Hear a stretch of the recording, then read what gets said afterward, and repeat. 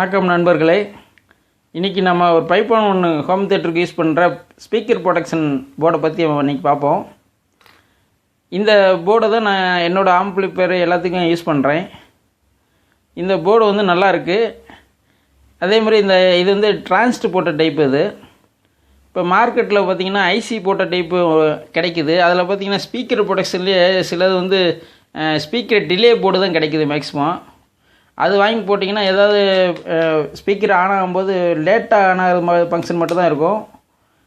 அதாவது டிசி ஆயிடுச்சுன்னா ப்ரொடெக்ஷன் பண்ணாது. அந்த மாதிரி மார்க்கெட்டில் சிலது கிடைக்கிது. ஆனால் இந்த போர்டு வந்து சப்போஸ் உங்கள் ஸ்பீக்கர் லைன் ஏதாவது ஷார்ட் ஆகி டிசி வோல்ட் ஆயிடுச்சுன்னா இது அப்படியே ஸ்பீக்கரை வந்து ப்ரொடெக்ஷன் பண்ணிடும்.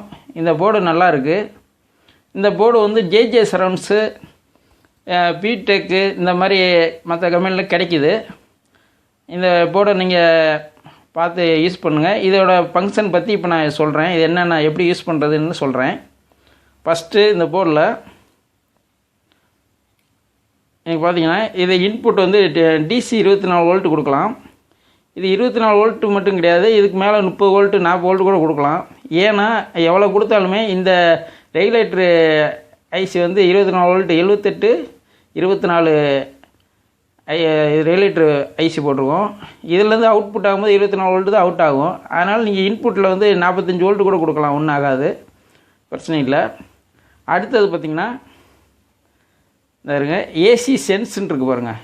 ஏசி சென்ஸுங்கிறது என்னென்னா, இப்போ நீங்கள் டியூல் பவர் சப்ளை நீங்கள் யூஸ் பண்ணுறீங்கன்னா, இந்த உதாரணத்துக்கு நான் டியூல் பவர் சப்ளை காட்டுறேன். இந்த டியூல் பவர் சப்ளையில் இதை பாருங்கள்.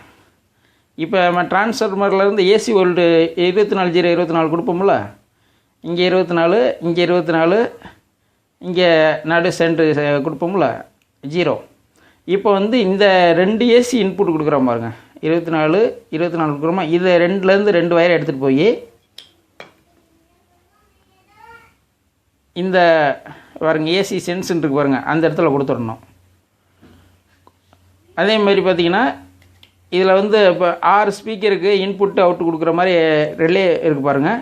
3 ரிலே போட்டிருக்குங்க. இந்த ரிலேயில் பார்த்தீங்கன்னா இந்த ரிலேயில் வந்து இது மேலே வந்து இன்புட்டு கொடுக்கணும். இதில் ஒரு ஸ்பீக்கர் அவுட் எடுக்கணும். அதேமாதிரி இது அவுட்டு, அவுட்டு இந்த மாதிரி 6 இது. அதாவது ஃப்ரண்ட்டு, லெஃப்ட்டு, ரைட்டு, சென்ட்ரு, அப்புறம் சரவுண்டு, லெஃப்ட் ரைட்டு, சப்பு, இந்த மாதிரி 6 லைன் இதில் கொடுத்துக்கலாம்.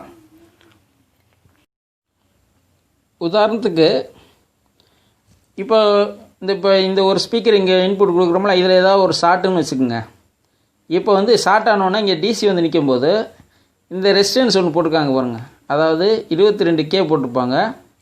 இந்த ரெசிஸ்டன்ஸ் மூலமாக இங்கே உள்ள டிரான்ஸ்ட் இதுக்கெல்லாம் சர்க்கியூட்ஸில் வோல்ட்டு போய் டக்குன்னு வந்து என்ன செய்யணும், இந்த ரிலேக்கு வோல்ட்டு வரும் பாருங்கள். இந்த லைன் இந்த பாருங்கள், இங்கே பிறகு இந்த 2வது ரிலே, 3வது ரிலே, இந்த 3க்கு வர்ற வோல்ட்டை கட் பண்ணிடும்.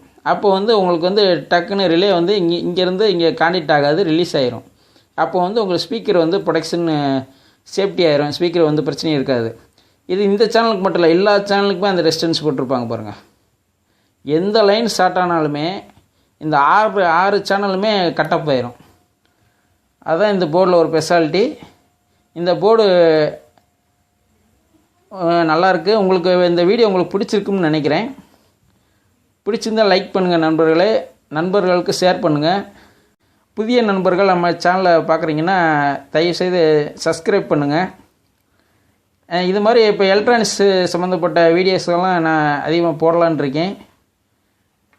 உங்கள் ஆதரவு தேவை. ரொம்ப நன்றி.